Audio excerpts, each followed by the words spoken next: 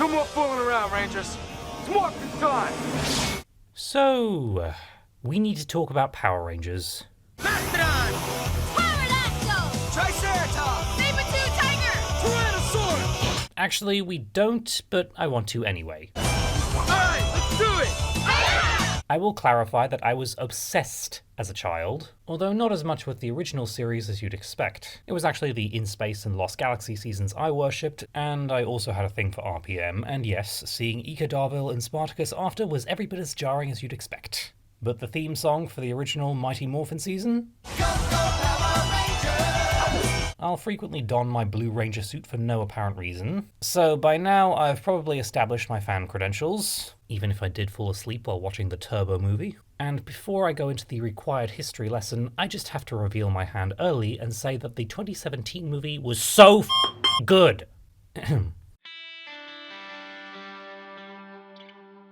So the history of the Power Rangers franchise is almost as mad as the very premise itself. I assume that anyone who's been on the internet has a passing knowledge of where the stock footage comes from, but I'm always encountering a casual fan who doesn't know that Power Rangers originates in Japan. So, a crash course for those who are now picking their jaws up from the floor. This footage is from Super Sentai, a Japanese franchise based around superheroes fighting monsters in colour-coordinated outfits and the kind of property damage that only 90s children would find hilarious. Power Rangers uses the stock footage of Super Sentai, shoots new scenes with American actors playing original characters, and dubs the dialogue so that no one could tell the difference. Actors were cast for their martial arts or athletic experience, allowing them to film fight scenes out of costume, and us kids would never know. Good work, guys. It was the kind of project that's at once both genius and a little skeevy. Since it was non-union, it meant they could get away with long shooting hours and paying the actors less than fast food workers.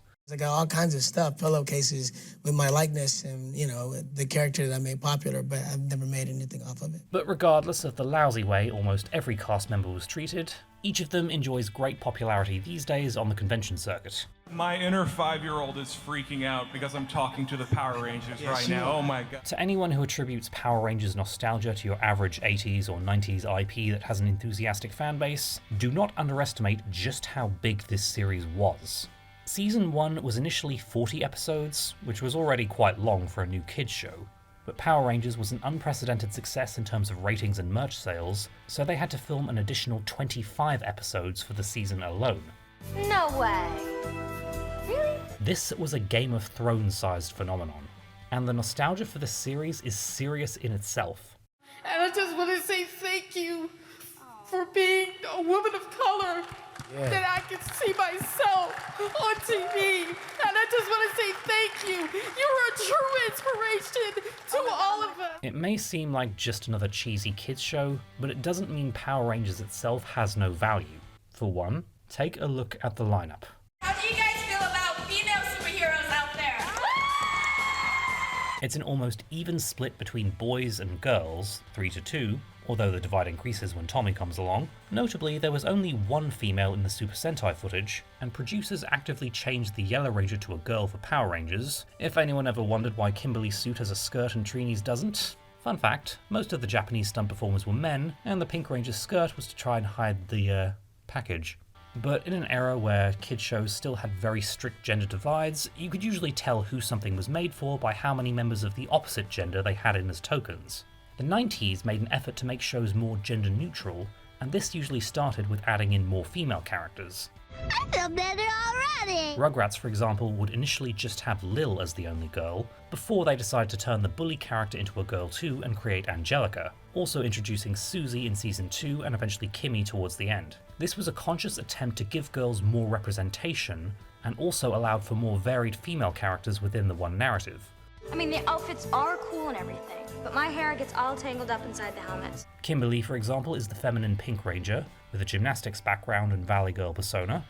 Not! Trini, the Yellow Ranger, by contrast, was more studious and academic, with a kung fu fighting style. It's all a state of mind, Billy. You don't need to be strong for martial arts. And the show did not, in fact, play the nerdy Asian trope with her, since, while being very intelligent, she wasn't the nerd of the group, and tended to translate for Billy whenever he used too many big words. And sure, she knew martial arts, but so did Jason and Tommy, so that part was more incidental based on the skills of the actors. And as much as we love to make fun of these choices, it's also impossible to ignore that this was a superhero show that had people of different races as main characters who saved the day, as well as females treated as equals to the males. And Trini's initial replacements were Aisha and later Tanya, meaning that there were black female superheroes in something outside the X-Men cartoon. Your power is mine! And even Billy demonstrated that the awkward nerdy guy could be a badass too. Hell, there was more than one season where the Red Ranger, and therefore the leader, wasn't a white guy. Was there a black president before I was the leader of the Power Rangers? It was a show that let characters of different races step outside their satellite roles as best friends or bystanders and actually be the protagonists too. And regardless of what went on behind the scenes, at the end of the day, the legacy of Power Rangers was all about how anyone could be the hero. So fast forward to the late 2000s. The Blade and X-Men trilogies have brought superhero movies back into the public's good graces, and all-black costumes to let you know there was no camp involved. What would you prefer? Yellow spandex? Batman Begins and Casino Royale specifically took franchises best remembered for cheese and silliness in the public eye, and reintroduced them in a more grounded, grittier light to critical and commercial acclaim. So of course everyone and their mother's mother was taking an IP people were nostalgic for and giving it a gritty reboot. So if you were getting aware of how the movie industry worked, and you were a Power Rangers fan, your mind started to wander, and it was happening within the main TV show itself, since the RPM season made an attempt at a darker and subversive, but still child-friendly tone, and also with really good characterization and acting by Power Rangers standards. All these years telling you that superheroes don't exist. Turns out the whole time I was looking at one.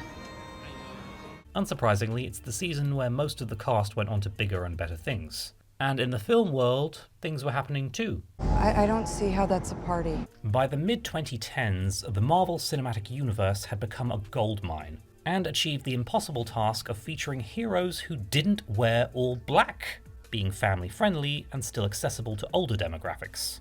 So a semi-serious, big-budget film about teenagers with attitude fighting aliens in multicolored costumes seemed like a possibility. Bullshit is an ugly color on you. I prefer pink. Then in 2015 we got a short fan film, Power Slash Rangers, intended to be a satire on grimdark reboots of children's franchises, but most people, me included, thought it was meant to be serious. Followed the only rule worth following in this fuckstick. I made sure I was on the winning side. The joke was on somebody because a film was already in development. Power Rangers 2017 is a loose adaptation of the original Mighty Morphin season, or arguably just the first episode. You've been chosen to form an elite team to battle Rita. In that, all 5 Rangers are already friends, and just ask how high when Zordon says jump. You know that deep down what I'm saying is true. You were born for this. The movie follows the familiar origin story narrative, making the characters reluctant and/or unsure if they can be superheroes, culminating in a spectacular final battle and reaffirming their herohood. I told you we were superheroes. This got a lot of complaints that are honestly quite surprising to me. The characters were cliché, the tone was too angsty, the Zords were unimpressive. Who wants me to pimp their ride too? One of the biggest was that the Rangers don't morph until the 3rd act, so this is what I'm going to zero in on.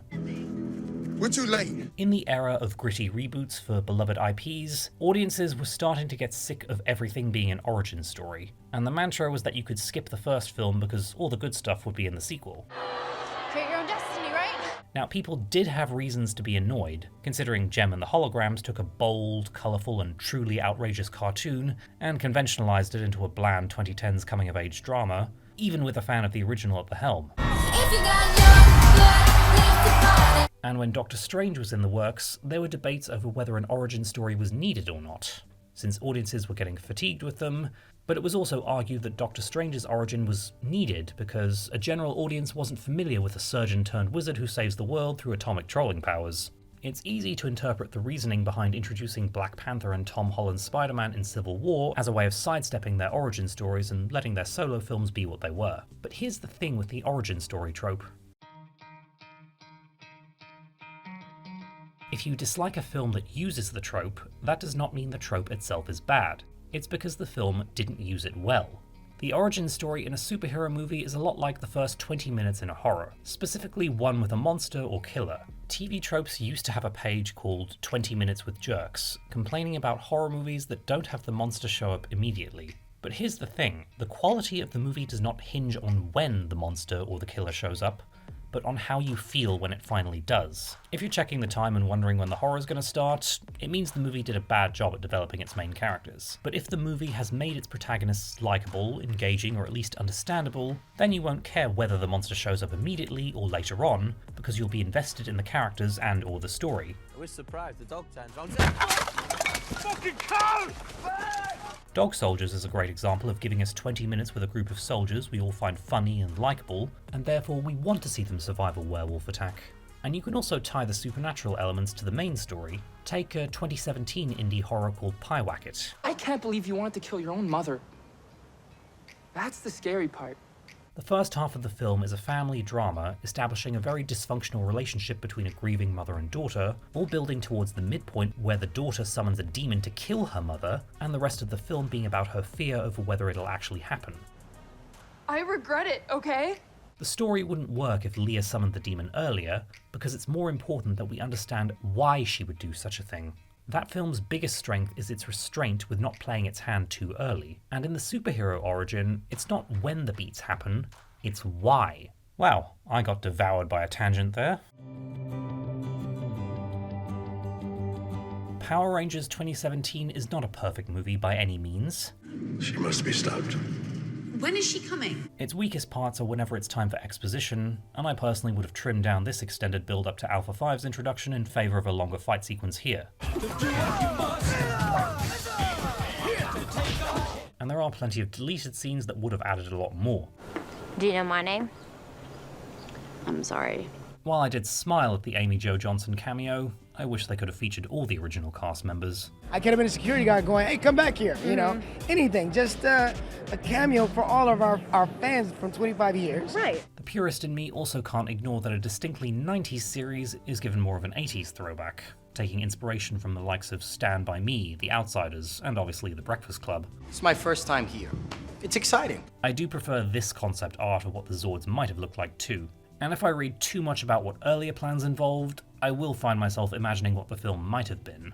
All that being said, regardless of what it could have been, I'm extremely happy with what it is. No one dies alone. I'm okay with you. I don't care that the Rangers don't morph until the third act, that Jason's background is football instead of karate, that Kimberly is a cheerleader rather than a gymnast, or Zack isn't a dancer. I can justify those elements in the original as being reflections of the actors' abilities rather than how the characters were written. You should go do this audition. I'm telling you, you fit the bill, martial artist, young guy, attitude. I'm like, what are you trying to tell me? These skills were written into the script to make it easier for the actors to perform their own stunts, tailoring the ability to the real-life performer rather than the on-page character. For example, the essence of Jason's character is that he is a good, heroic leader, defined as much by his kindness as his physical strength. I'm just not good at this. Billy, don't worry. I mean, even I was a beginner once. The essence of Kimberly was a popular girly girl who, despite being a little materialistic, still looked out for others. That's Billy and Trini. You guys, we gotta help them. And the 2017 movie keeps the essence of those characters, and Power Rangers as a whole, while also updating them for a new era. Jason, this is your time. Starting with the leader, Jason is the first character we follow and thus experience the others through his perspective. Yes, he's the only white guy and the leader, but hear me out. And I only speak for myself. No, you speak for all of them. The movie seems well aware of the fact that a white male lead is often a necessary tool to convince studios to invest safely, which is another reason Black Panther debuted in Civil War, feeling that his own solo movie would do better if audiences were already familiar with him. So with Jason, the movie employs two tropes that you need to be careful with, but uses them well. Why don't you tell us who you really are? Because everyone knows exactly who I am. First is the vanilla protagonist, who is exactly what you think. A lead character without too much going on, in order to be a foil for a more colourful supporting cast. Like Charlie himself from Charlie and the Chocolate Factory. They don't have any glaring flaws or exaggerated personality traits, and any conflict or growth they need to go through, if any, is minimal. I pushed it. And as usual, I made the wrong decision. Like the aforementioned tropes, this one is also not inherently bad, but it can be badly used. In the wrong hands, it might make for a lead who's too much of a blank slate to carry a film on their own. It's best suited to an ensemble story, like Power Rangers is. No, Jason, it was all of us. The movie merges it with the static character trope, which I talked about in my video on Pollyanna. We do know each other.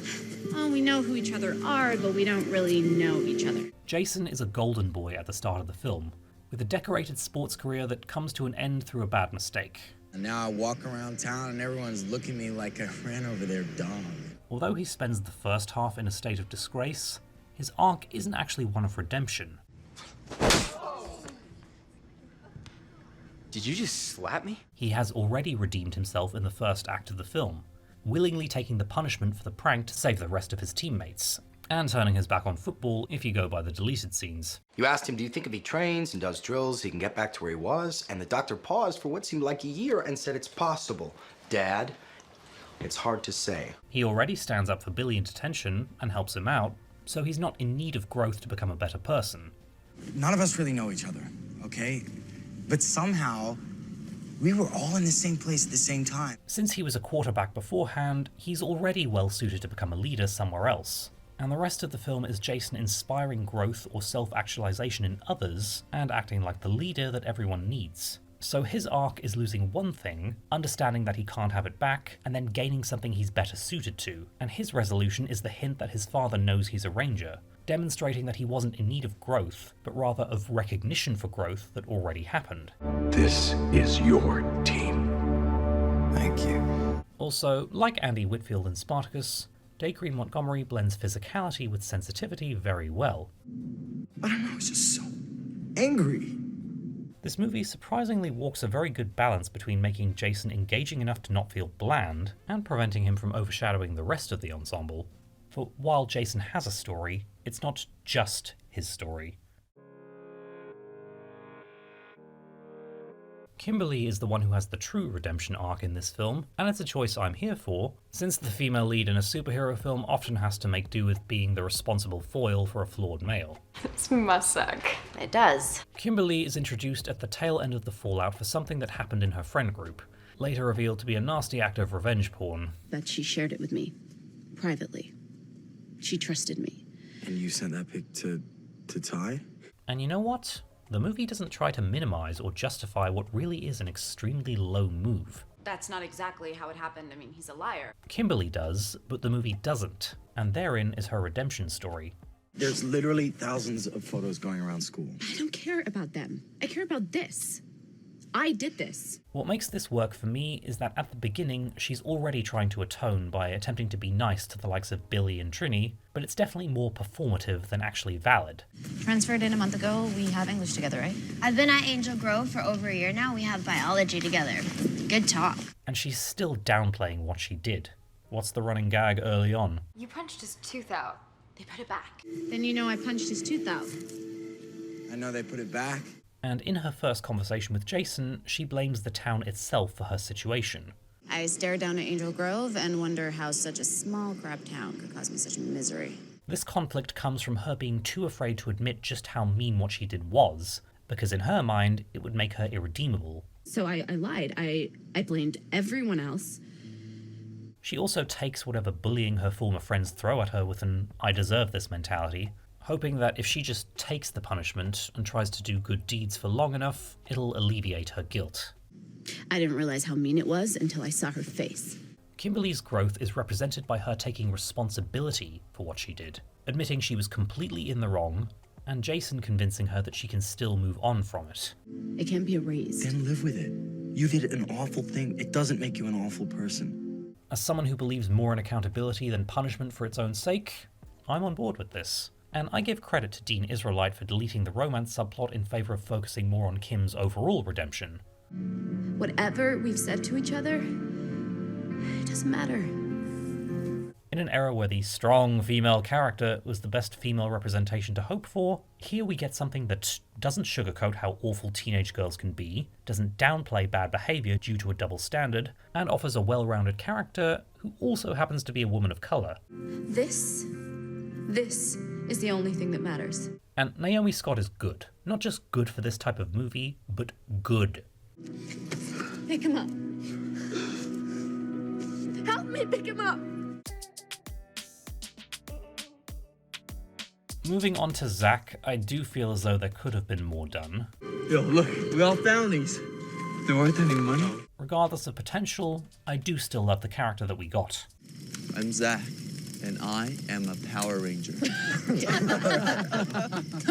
Hi, Zack. Hi, Zack. Zack combines aspects of the original dude and his successor, Adam. He's the biggest misfit of the bunch, seeking thrills and skipping school, all to distract himself from his mother's terminal illness. My mom, she's sick. I do what I can, but... Like Kimberly, he has something of a redemption story. Are you crazy? Yeah, I am. His biggest flaw at the beginning is that he doesn't care about anything, routinely pissing the others off and harassing Trini, thinking he's being funny or edgy. Again?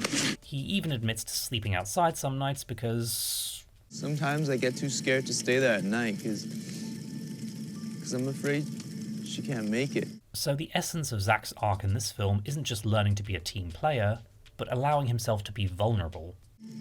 When she goes, I got nobody else. Part of what makes this scene so powerful is that Zack is the one initiating it. No, I'm serious. Let's do this, for real.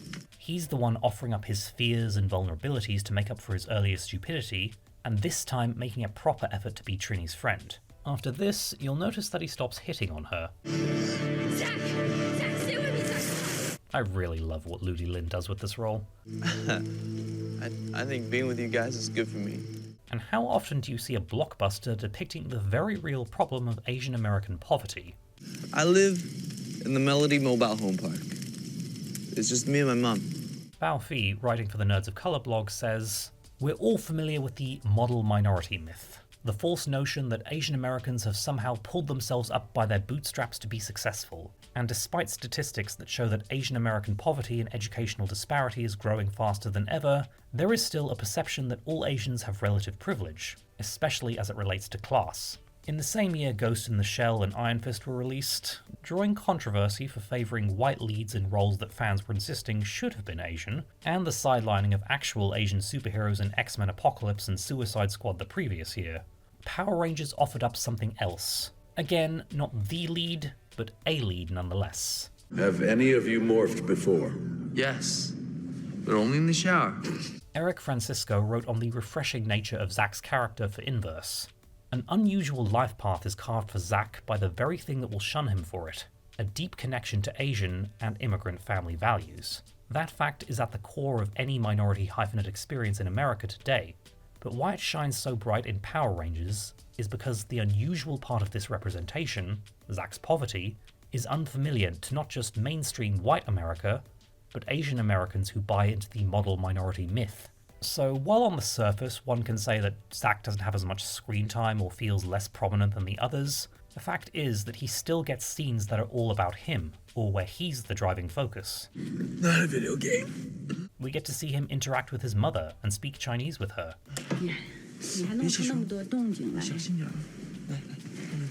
We get to know this character as a person, and he feels like a fully formed individual rather than a token. The same can be said for the next Ranger. Trini, I think, might be my favourite character in this whole ensemble. I could tell you anything and you'd have to believe me. It's getting redundant by now to gush about good casting, but seriously, Becky G was great. My security. Peace. Somebody should have pointed that out. Wait, I didn't. Like Zack, there were one or two deleted elements I would have preferred. This extended conversation for sure. I figured if I brought it back up here, all of this would go away. But I love this character so much. You guys looking to get busted or something? This place is a restricted area. Out of the core five, she bears the least resemblance to her original counterpart, but actually has a bit in common with how she was in the unaired pilot. You're gonna make me, little girl? Uh-huh. And yes, the movie plays the reluctant hero trope with her, and yes, it's actually done well. Why are you talking to us like you're the boss now? For you see, once Trini is part of the group, her reluctance to be a Power Ranger isn't because she doesn't want to be a superhero, it's because she doesn't want to be abandoned. I'm the new girl. Always. As the eternal transfer student who's ignored or forgotten, she doesn't bother getting close to people, even though she wants to. You know, it's just easier. Nobody ever has to get to know me, and note that in this version, the Power Rangers are only assembled to stop Rita. So let me guess. You want us to kill this woman, Rita? So from these characters' perspectives, their only objective is to beat one enemy, and Trini's inner conflict is, once the glue of having a common enemy to unite them is gone, is she going to end up back where she was before? You're with us now. Am I? And she also has other secrets she fears rejection over. Yeah. Boyfriend troubles. Girlfriend troubles? Yep, Power Rangers went there. And yes, this representation amounts to some dialogue and a couple of bits of foreshadowing, never seeing her in an actual queer relationship.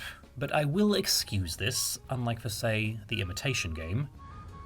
You get to judge. That film was so steeped in the awfulness of homophobic persecution, and the protagonist was out and freely having affairs, so it made very little sense to have this stuff completely off-screen and informed. Power Rangers, meanwhile, writes it into the story that Trini herself is still trying to figure things out. I don't know how to tell them what's really going on with me. And with her established status as a loner and constant moving around, it makes a little more sense that she wouldn't have had many opportunities to have relationships. She outright says. I've never said any of this out loud. Also, remember that this was the era where it was still near impossible to even get queer characters into these tentpole franchises. The 10-second scene confirming Valkyrie was bisexual supposedly being cut for pacing? And even nowadays, it still isn't easy, considering how downplayed America Chavez's sexuality was in her film debut. There were 5 movies planned, so it's easy to interpret a plan for future installments to properly delve more into Trini's sexuality, also in a way of backdooring those themes into the franchise the way Black Panther was backdoored into the MCU, and I imagine how America Chavez will be too. And to the movie's credit, the Jason-Kimberly subplot was deleted too, meaning there's no romance in there at all, so at least there's no double standard there. But if we're being honest, we know the real reason that subplot was deleted was because Kimberly and Trini are totally meant to be. That is not a just friends way to eat donuts. Like with Zack, while Trini is the last protagonist to be introduced, and therefore has less screen time at first, the film still makes the effort to show her family and home life. And again, there are scenes where she is the main focus. She's trying to get me to join her. And once again, for redundancy purposes, Becky G. He's gonna be okay, right? But we still have one more Ranger to unpack. Mother's good. Mother's good. Billy Cranston. Wow, this character is so me, it sometimes feels like a personal attack. Kids used to call me Billy Cramps Tons as a third grade joke, like Billy cramps tons of crayons in his butt, which I didn't. I already mentioned this in my video on The Imitation Game to take a cheap shot on how Power Rangers of all things had better autistic representation than an Oscar-winning film. But I also want to rewind to my other statement on how everyone with autism is incredibly different, and not just in how the condition manifests itself. And there are other factors such as class, environment, sexuality, and indeed, race.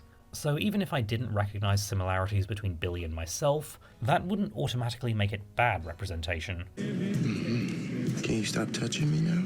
There are several elements that make it good, and the main one is that everyone involved obviously did their research. Oh, but I do remember things. I remember everything. Yeah, the movie plays the autistic genius trope, which is often a sore spot for many, but Power Rangers is also aware that Billy does not represent all autistic people, and his personality and mannerisms are specific to him. So yeah, about my dad, we used to go and find objects together, some really, really old. His intelligence is implied to have roots in what he used to do with his dad, as opposed to being caused by his condition. And he's not defined just by his intelligence, since he gets to fight in battle and does just as well as the other characters. I was a pro wrestler for 4 years, so yes, we can learn combat too. Like, are we more like Iron Man or Spider-Man? Because I feel like I've been bit by a spider, but I feel really good. Billy's exposition about his condition doesn't feel on the nose, and it's used entirely for character moments rather than plot, which is to the film's strength. I was kidding. See, that's the thing. I didn't get the joke. Like, my brain doesn't work the same as yours does, you know? Yeah, well, consider that a good thing. It touches on how we can often feel isolated from others because of how different we are, but also shows Billy finding his own people, and making friends who love him precisely because of how he is. I don't miss my dad as much. RJ Kyler's performance is very well researched and feels authentic. Coming to the mind with him was all I had. But coming to the mind with you guys is just as good. Sure, it probably would have been better if an autistic actor had been cast, but I personally wouldn't trade him. As I said before, what I love about this portrayal is that it shows an autistic character getting to be a superhero too. This is a lot different than the band. It's also the rare blockbuster that shows that it's not just white people who can be autistic as well. And I'd recommend a video titled The Day Rue Became Black if you want elaboration on why it's so important that Billy is portrayed as the heart of the team, and why his death is given this much importance by the narrative.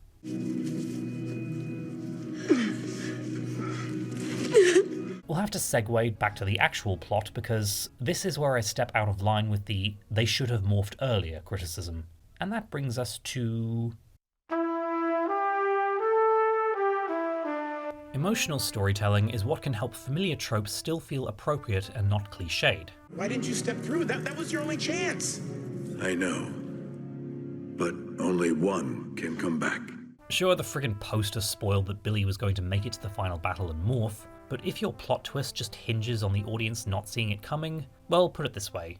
Knowing the ending should not diminish your enjoyment of the story. How many bullets are left? Enough for you! Hell, I'd never seen West Side Story until a few months ago, and knowing how it would end didn't stop the tragedy of this scene. How many can I kill, Gino? I still have one bullet left for me! Same with its source material. There rust and let me die. And even when I know how this scene is going to go... Did I die? Yes. No. A little bit. Well, after 3 viewings in which Waterworks followed the exact same moment... Welcome back, my friend. I paraphrase Lindsay Ellis. Well, if one must descend into the trash pile in order to admit that we enjoy the thing, then this is where we live now. The victory for the Power Rangers in this moment is not that they finally achieved superhero status, but that they got their friend back. And that itself is what makes this morphing scene all the more triumphant. Do not also think I'm going to gloss over the fact that a blockbuster based on my favourite childhood series celebrates the resurrection of an autistic person as the moment the audience is supposed to cheer and or cry with relief. Thank you. And I stand by the power of this scene, not just for character development, but as a representation of Power Rangers as a whole. Fake-out deaths, resurrections, and the power of friendship have always been a part of it. Luck had nothing to do with it.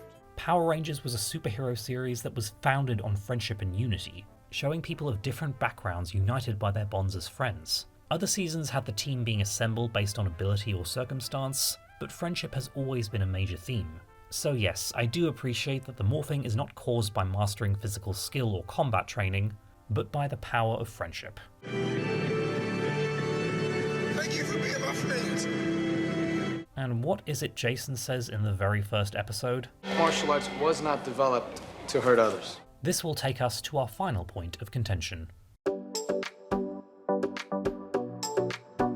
I was surprised that a major criticism of this movie was that it was far too dark and angsty, with many even calling it an unironic demonstration of what the 2015 film satirized. I killed the Yellow Ranger before. Yeah, it has a more serious tone than this, but it's no darker than the RPM, Time Force, Lost Galaxy, or even In Space seasons. Evil Rangers were always a staple of the franchise, and SPD had featured Rangers who outright defected to evil. A Ranger dying and being revived was done in Lost Galaxy twice. Even the armoured costumes are close to the ones in the 1995 movie, only more metallic looking. Oh, this is so much better with armor. This movie has an extremely idealistic tone since, as mentioned before, the power of friendship is a heavy theme. Well, maybe it's because we don't know each other. Maybe that's why we can't more. The climactic battle in Angel Grove, which by the way is longer than the average episode of the show, is not given the gritty, realistic tone seen in something like Batman vs Superman, but has the same glorious F-yeah cutting loose feel as most battles with Rita's monsters, with the sort of tension-breaking quips that are straight out of the 1995 film. Sorry, Bumblebee! And guys, Krispy Kreme is a friggin' plot point. Krispy Kreme. This is a special place. Very special. It must be. The source of life itself is buried there. and Elizabeth Banks's performance. Krispy Kreme! Not there. This movie called for the ham, and she delivered. The Rangers found their costumes in their dino cars. This was not a senseless, grimdark conventionalization like what was done with Fantastic Four or Gem and the Holograms. To me, it felt like a successful reimagining that kept the franchise in line with what's expected of today's superhero movies and the essence of where it came from. It's morphin' time. It didn't feel like it wanted to distance itself from its roots, but rather honor them in a way that was still accessible to today's audiences. Power Rangers 2017 is now 5 years old and unlikely to get a sequel, but it feels a lot like a time capsule of the last days of a particular era. It was written and filmed during the MCU's Phase 2 period, widely agreed to be the weakest set of films from the studio, aside from Guardians of the Galaxy and The Winter Soldier, where audiences were starting to get fatigued with endless white male lead narratives. It was a time where film franchises were only just starting to stop being bankable.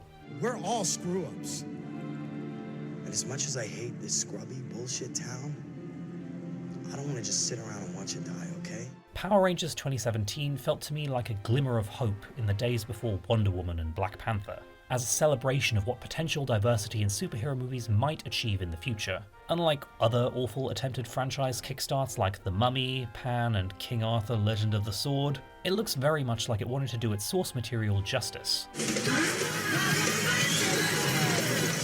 Dean Israelite was a fan, and it shows. What with all these little Easter eggs specifically designed for us mega nerds who know way too many facts about a show we watched when we were 5. Yeah, the yellow one! Aw, he's so cool!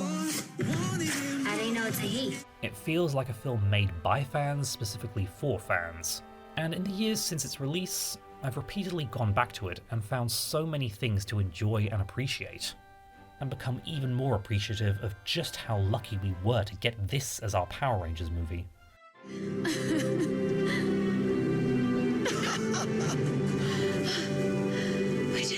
It's unfortunate that in the business, the box office receipts matter the most, which is why the first film I ever walked out of got a sequel. Love your perfume. What is that? The stench of death? As someone who doesn't mind a franchise that can tell a good story across multiple films, I can get a little sad if I think too much about how the planned sequels might have reimagined the mythology. My own personal headcanon is Tommy, Rocky, Aisha, Adam, and Kat becoming the Psycho Rangers, but I'm still unbelievably thankful for the one great movie that we got. It delivered the cheese, nostalgia, and excitement that a Power Rangers film called for, but it also delivered in the departments of character, performances, representation, and of course, heart. You guys brought me back to life. I told you we were superheroes. And because a Power Rangers review can never have too much cheese, I'll happily end by reaffirming that this was indeed the Power Rangers movie that we deserved. What does that mean when all this is over? Are you Power Rangers or are you friends?